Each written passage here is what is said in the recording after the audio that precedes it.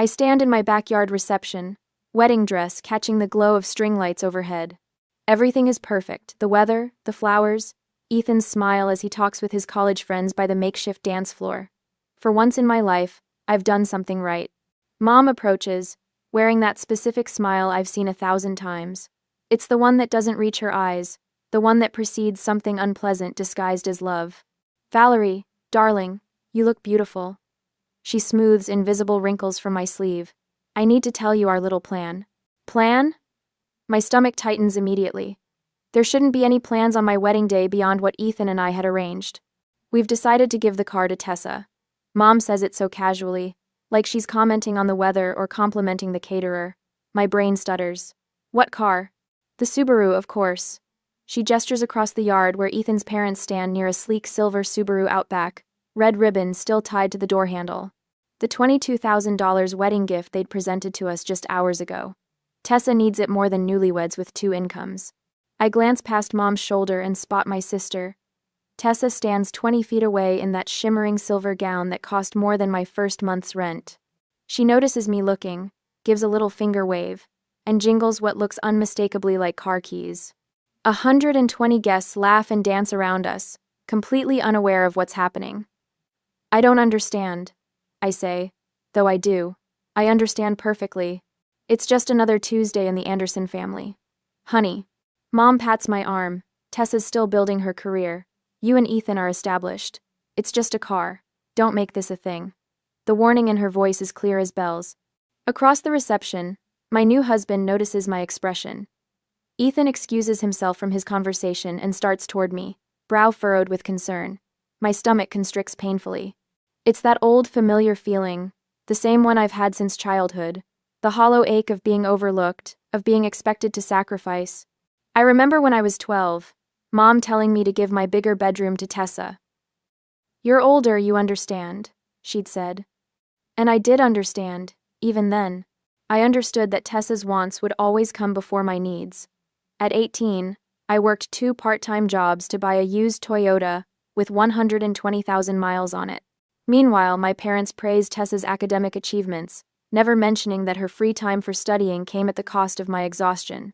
Ethan witnessed this pattern throughout our 7-year relationship. The holidays where Tessa got the newest iPhone while I got bath soaps. The Sunday dinners where Mom served Tessa's favorite meals. The family vacations planned around Tessa's schedule. Now this, my wedding day. Ethan reaches me, his hand gentle on my elbow. "Everything okay?" he asks, but his eyes say he already knows the answer. Mom turns to a nearby group of guests. "Tessa needs reliable transportation," she explains to my former college roommate Madison, who looks utterly bewildered. They have 2 incomes after all. My sister's smug smile burns like acid on my skin. "It's just a car, honey," Mom repeats, waving her hand dismissively. My hands begin to tremble, but when I speak, my voice comes out steadier than I expected. "Excuse me a moment." I open my wedding clutch, a small beaded thing that barely holds my lipstick and a tissue. Mom watches, confusion clouding her features as I pull out a sealed envelope. "You're giving away our wedding gift, Mom?" The question cuts through the ambient chatter of the reception. Several heads turn. Ethan stands firmly beside me, his presence solid and reassuring. For the first time, I feel the strength of our partnership as more than just romantic love. "This is an alliance. Valerie, this isn't the time or place," Mom hisses, her smile straining. "When would be better? After Tessa drives away in our car?" I hold the envelope between us. "Did you even ask Ethan's parents if you could redistribute their gift?" Across the yard, James and Barbara Thompson look over, clearly confused by the gathering tension near their daughter-in-law. Mom's face flushes. "This is a family matter." "Yes, it is, I agree. And Ethan is my family now." My father approaches, concern etched in his features. He opens his mouth, but remains silent, as he has my entire life when Mom makes these decisions. I open the envelope and remove a single sheet of paper. This is a notarized document stating that wedding gifts cannot be transferred without my consent. My voice doesn't waver. "Ethan and I had it prepared last week." "You what?" Tessa shrieks, car keys clutched in her fist. The reception falls silent, tension spreading like wildfire through the gathered guests. Mom stares at me like she's never seen me before. Maybe she hasn't. I stand rooted in place, the notarized document trembling slightly between my fingers. Mom's face has transformed from confident authority to stunned disbelief. The reception around us grows unnaturally quiet. There's more, I say, my voice stronger than I feel. I reach into my clutch again and pull out my phone.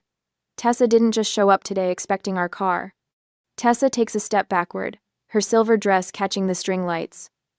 Val, come on. I unlock my phone and turn the screen toward Mom. She snuck into our garage last night. The photo shows Tessa posing beside the ribbon-adorned Subaru, one hand on the hood, the other holding up a peace sign. The caption reads, "Finally got a ride that fits me." Dad steps forward, his hands raised placatingly. She was just excited about the possibility, Valerie. Don't blow this out of proportion. The possibility? Ethan's voice rises beside me. The possibility of taking our wedding gift without asking? I swipe to another screen, a text exchange between Mom and Tessa from 3 weeks ago. Mom's message reads, "We'll handle it at the reception. Easier to present as decided than to ask permission." Ethan's parents make their way through the small crowd that's gathered. Barbara's face is flushed, her earrings catching the light as she shakes her head. James walks with purpose, his suit jacket unbuttoned, brow furrowed. "Catherine," Barbara says, "is this true? You told us this car was for Valerie and Ethan." Mom's smile returns, thin and strained. "Barbara, James, we're just making adjustments based on need. Surely you understand that families share resources." "Share?" I repeat. The word tastes bitter. "You didn't ask us to share. You announced you were taking. NEA?" Tessa steps forward now, her face arranging itself into the wounded expression she's perfected since childhood. "Why are you making such a scene, Val? It's just a stupid car."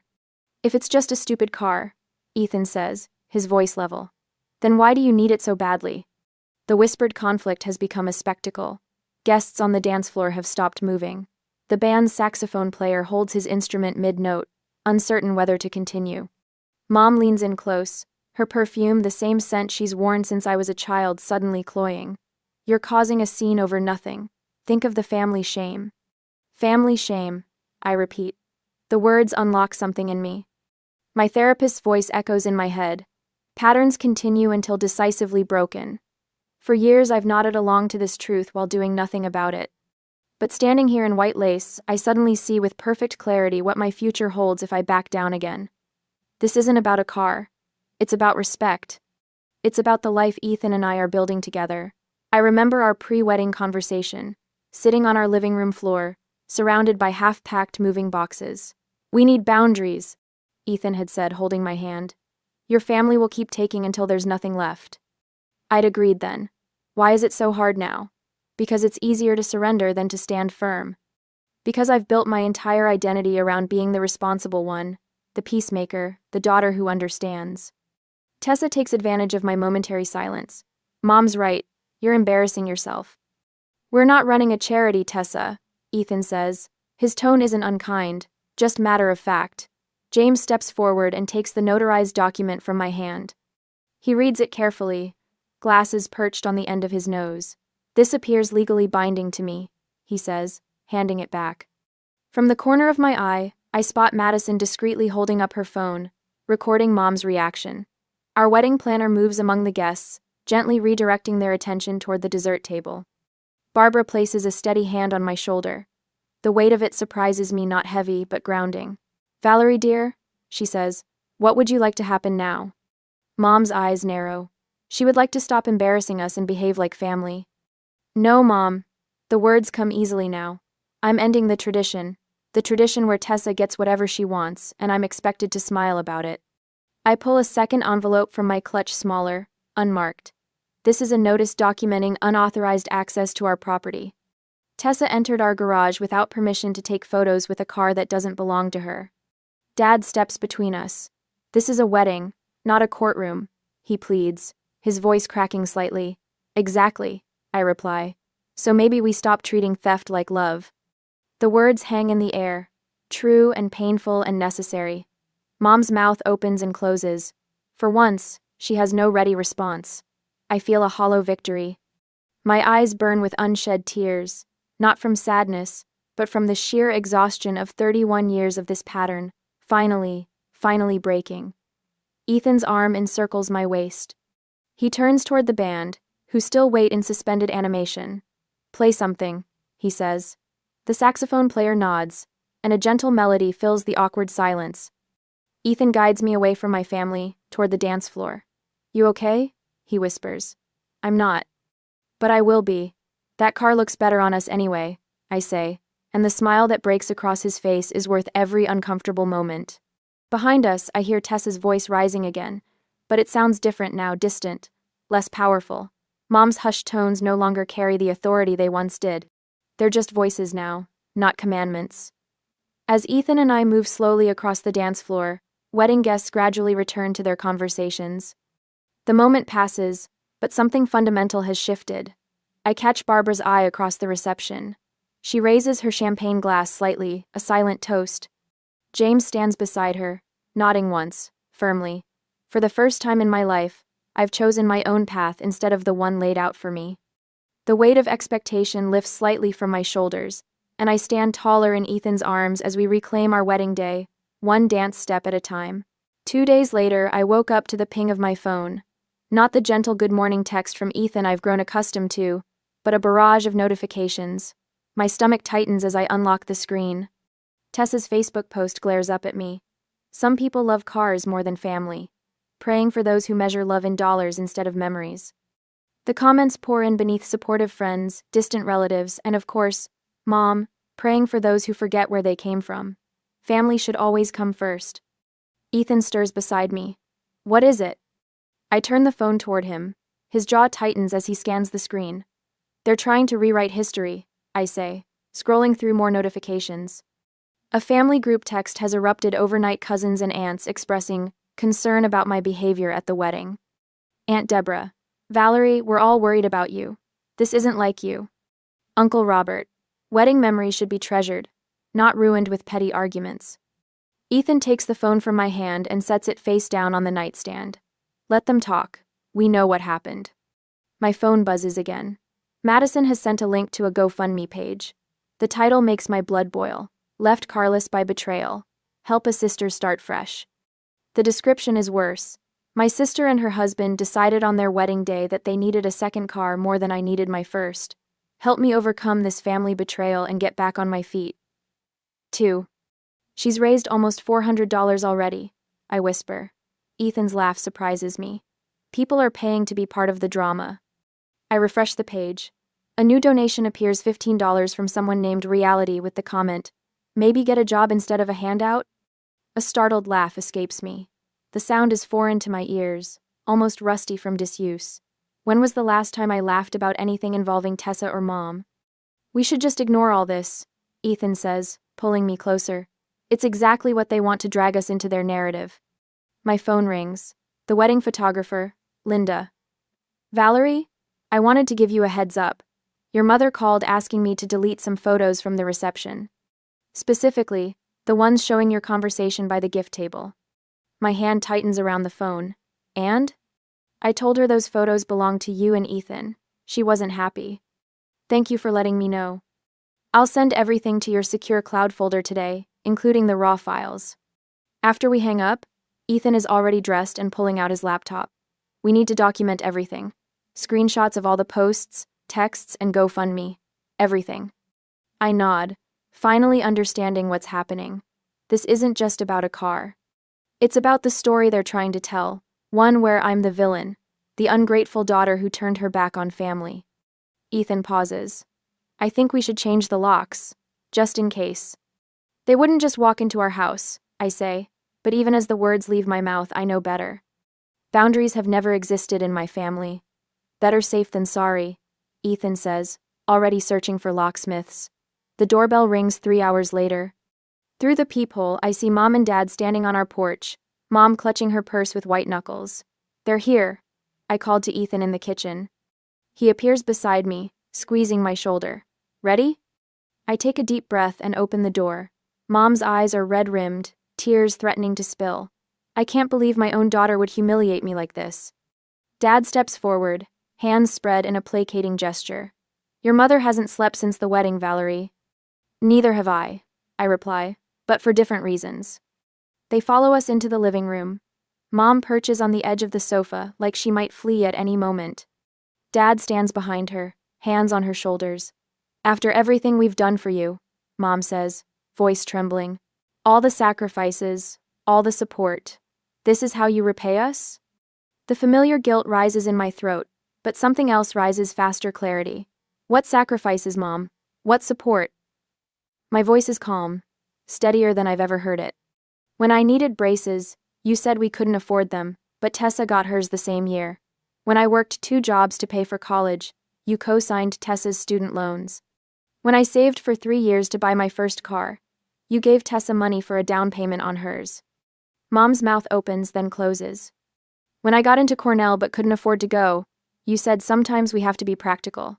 When Tessa got into UCLA, you took out a second mortgage. When I started my business, you told everyone it was just a hobby. When Tessa decided to try photography for 6 months, you bought her a $2,000 camera. Each example lands like a stone dropping into still water, creating ripples of recognition in the room. I've spent my entire life accepting less, so Tessa could have more, but not this time. Not on my wedding day. Not with a gift that wasn't yours to give. Mom's shock is almost comical. She's never heard me speak this way. I've never spoken this way. The words feel foreign but right on my tongue. This isn't about a car, I continue. This is about respect, something I've never asked for but have always deserved. My phone buzzes on the coffee table. Madison has sent another text. Stay strong, I've got your back. Simultaneously, Ethan's phone pings with a message from his parents. Dinner at our place tonight? We want to show our support. Mom's gaze darts between our phones. Who's that? Are you talking about us to strangers? They're not strangers, Ethan says. They're our support system. People who respect boundaries. Dad shifts uncomfortably. Valerie, we just want to resolve this quietly. Family matters should stay in the family. I agree, I say. And Ethan is my family now. This isn't you, Mom whispers. Someone's turned you against us. I stand, suddenly tired of the circular conversation. I need you both to leave now. Mom's eyes widen. We drove all this way. Without calling first, I interrupt. Another boundary crossed. Family doesn't treat family this way, Mom says, her final weapon. I meet her gaze steadily. Exactly my point. That's why this needs to change. For the first time in my life, I see genuine uncertainty in my mother's eyes. The realization that her usual tactics, tears, guilt, family obligation have lost their power. Dad glances at Mom, then back at me. I catch something in his expression, a flicker of understanding, maybe even respect. When the door closes behind them, Ethan wraps his arms around me. You did it. My phone buzzes again. My therapist. Emergency session available this week if needed. We need to document everything, I say, moving to the laptop. Every text, every social media post, every phone call. Ethan nods, already pulling up the wedding video. We'll save it all, just in case. Together we draft an email to the entire family, setting clear boundaries for future contact. No unannounced visits, no public shaming. No manipulation through other family members. What if they ignore it? Ethan asks. Then we have decisions to make. I saved the draft, not quite ready to send it. We spent the evening creating contingency plans. If the harassment continues, if they show up at work, if they contact Ethan's family again. For the first time, I feel ahead of the game instead of desperately playing catch-up. The next week, I fold another sweater and tuck it neatly into the suitcase sprawled across our bed. Ethan stands at the closet, pulling down a stack of jeans. Ready for the great escape? He asks, a wry smile playing on his lips. It's not an escape, I correct him, but there's no bite in my words. It's a strategic repositioning. The Pacific Coast Highway beckons a spontaneous week-long road trip we'd discussed for months but never committed to. Now, the timing feels perfect. Not running away, but moving toward something better. Did you install it? I ask, nodding toward the garage. A tracking device is in place, Ethan confirms, and the dash cam is recording. If anyone tries anything with the car, we'll have evidence. The contested Subaru, our wedding gift that Mom and Tessa tried to appropriate, has become more than transportation. It's a symbol of our boundaries, our marriage, our united front.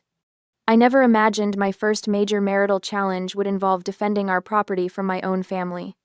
Good. I check my phone, confirming the scheduled email that will deliver our boundary statement to the entire family tomorrow morning. We'll live well instead of fighting. That's the best revenge.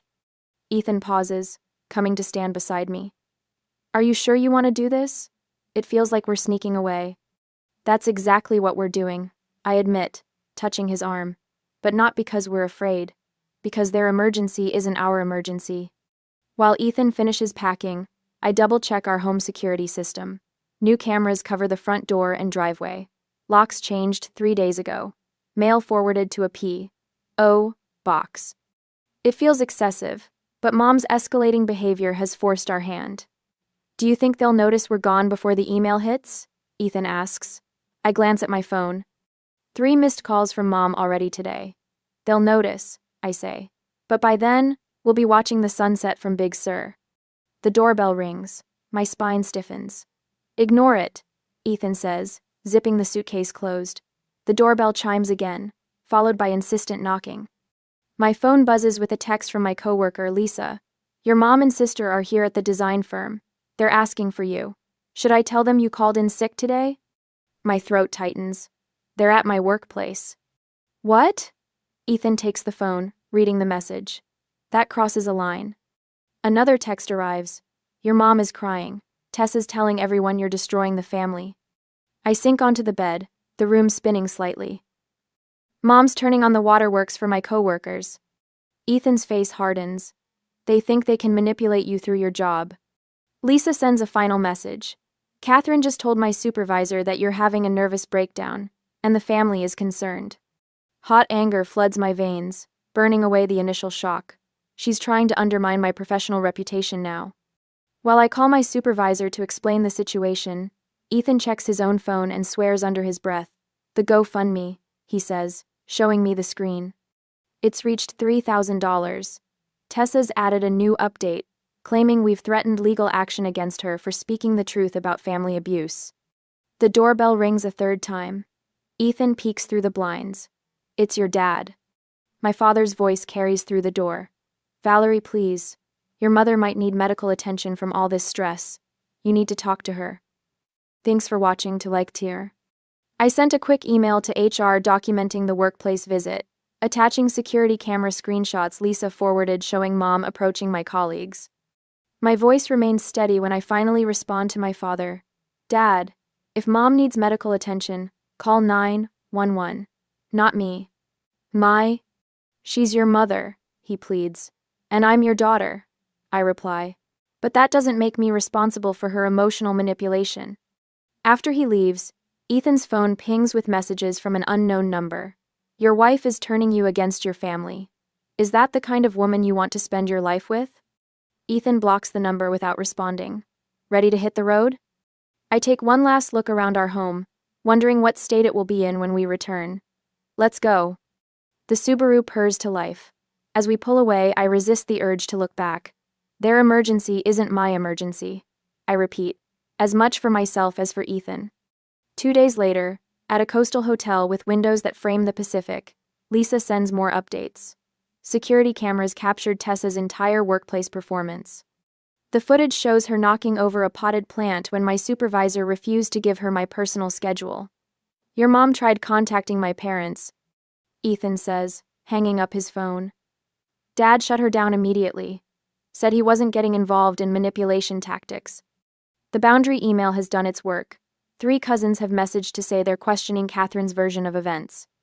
The GoFundMe has been flagged for investigation after I submitted evidence contradicting Tessa's claims. That evening, my father called again. His voice sounds different, tired, resigned. Catherine, maybe we went too far. I hear him say in the background before he realizes I've answered. Valerie, he begins, your sister is facing some consequences at her job. That scene at your workplace got back to her boss. That's unfortunate, I say, finding I mean it. Despite everything, I don't want Tessa to suffer. I just want the pattern to stop. Could you call her? Smooth things over? He asks. No, Dad. This isn't my mess to clean up. After we hung up, I posted a photo of Ethan and me watching the sunset from our scenic overlook. No caption, just the image of our happiness. Within minutes, college friends and colleagues comment with heart emojis and supportive messages. Madison texts privately. Everyone sees what they're doing. We're all Team Valerie. The contrast couldn't be clearer, our peaceful coastal escape versus the chaos they've created.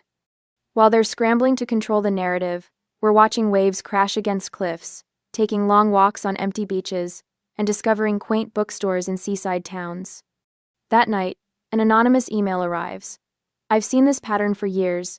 Your mother did the same to her own sister in the 1990 seconds. Stay strong. Some of us recognize what's happening. I show Ethan, who pulls me close. We're doing the right thing. In bed that night, listening to distant waves, I realize our marriage has grown stronger through this crisis. We've faced our first major challenge and held firm together. I love you, Ethan whispers in the darkness.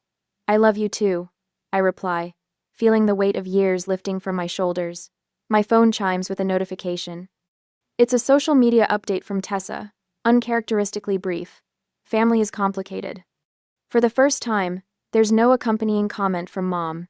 The first crack in their unified front has appeared.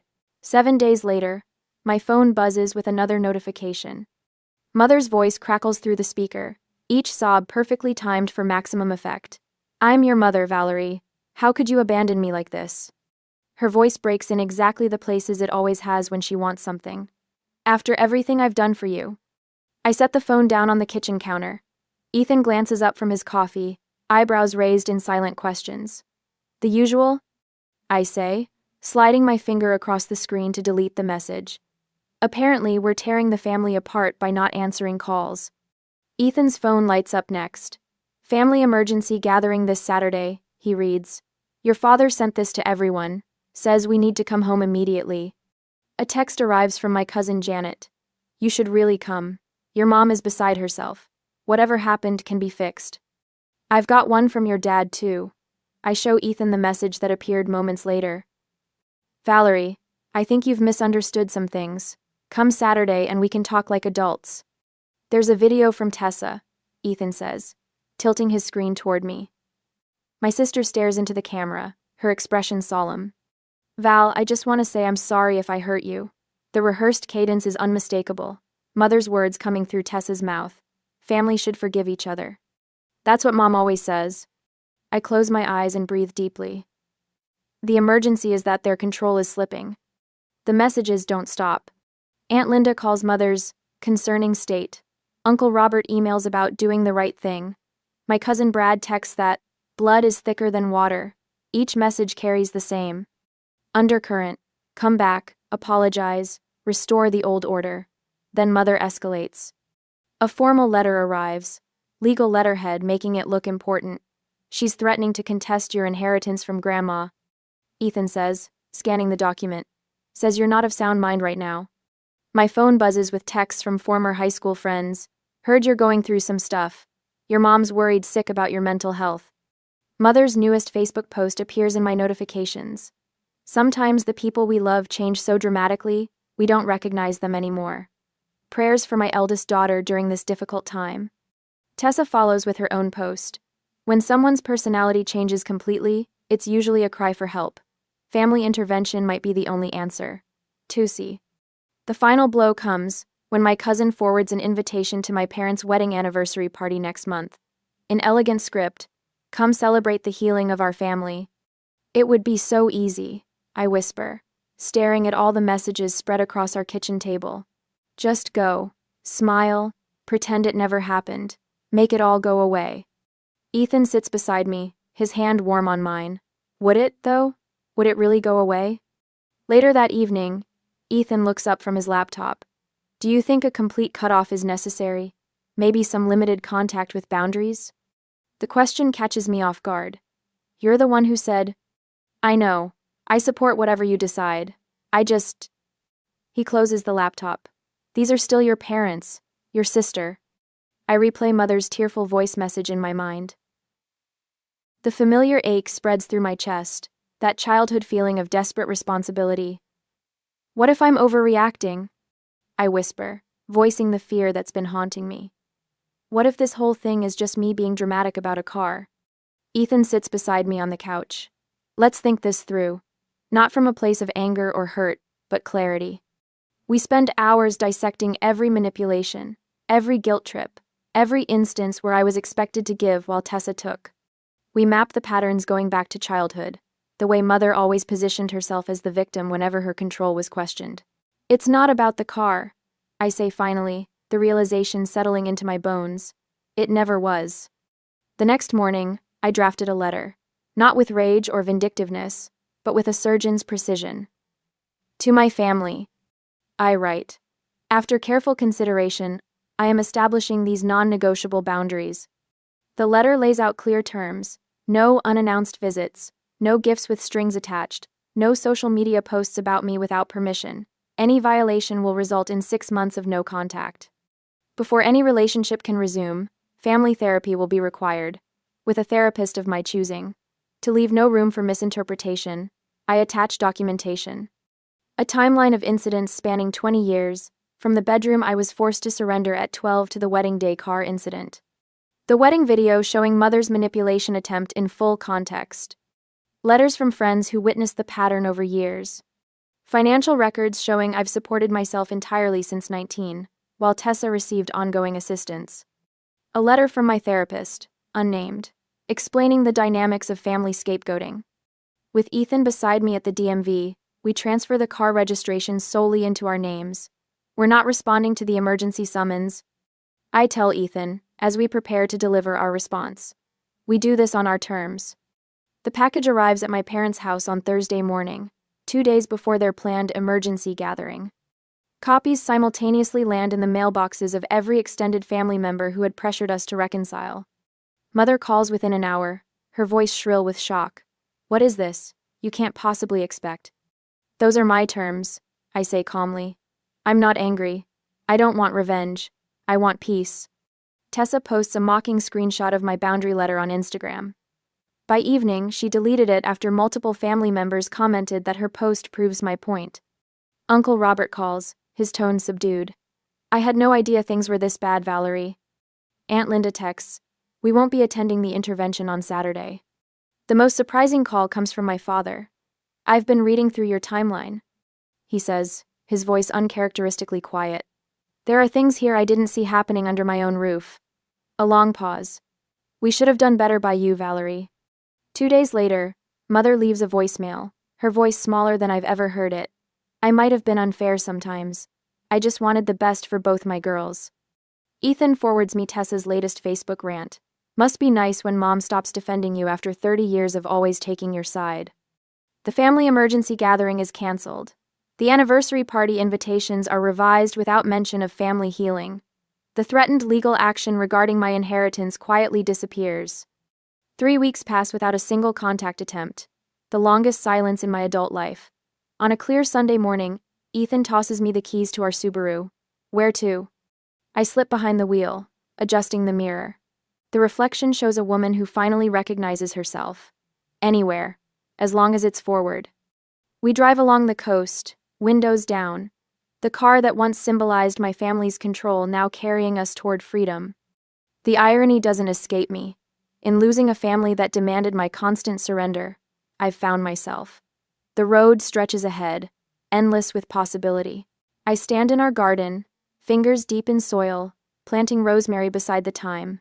6 months have passed since the wedding, and here we are, Ethan and I, in our small cottage outside Portland, miles from the chaos we left behind. The graphic design business I launched 3 months ago already has more clients than I can handle.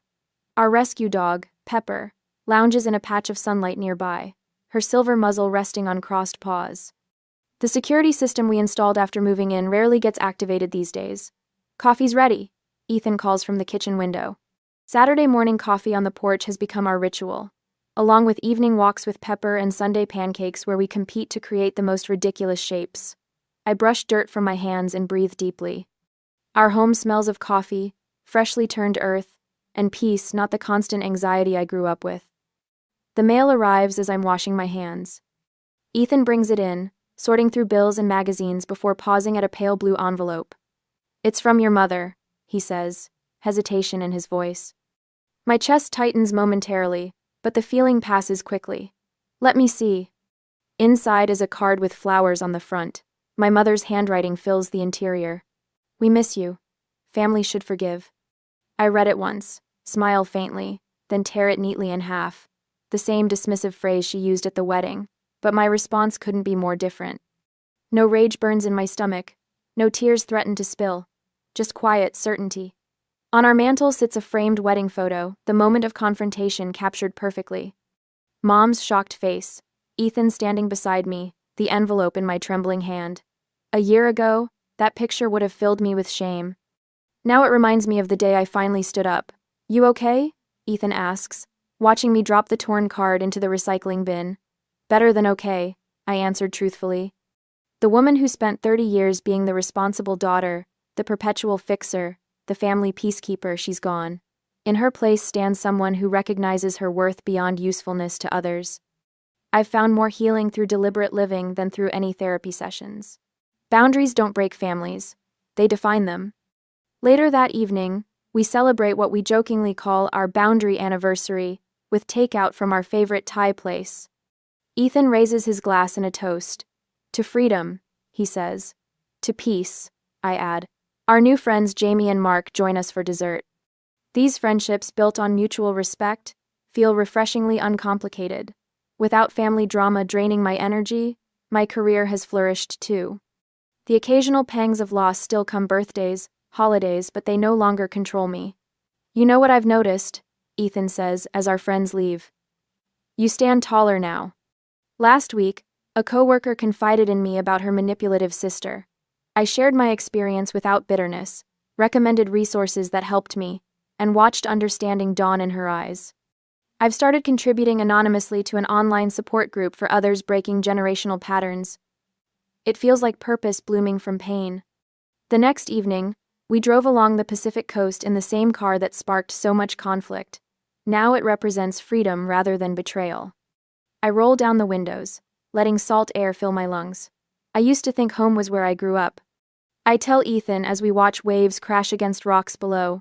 I spent years trying to earn my way back to a place that never truly welcomed me. The holiday season approaches, but for the first time, I feel no dread. The past isn't erased, it's contained. We park at a coastal overlook as sunset transforms the horizon into bands of orange and pink. I hold the car keys in my palm, feeling their weight, the weight of ownership, not just of a vehicle, but of my life. "Family isn't who you're born to," I whisper as Ethan takes my hand. "It's who stands beside you when the truth comes out." Beyond us, the vast horizon stretches endlessly, promising tomorrow. Have you ever had to draw a line with family to protect your peace? Valerie discovered that sometimes the most loving thing you can do is set boundaries. What would you have done in her shoes? Share your thoughts below.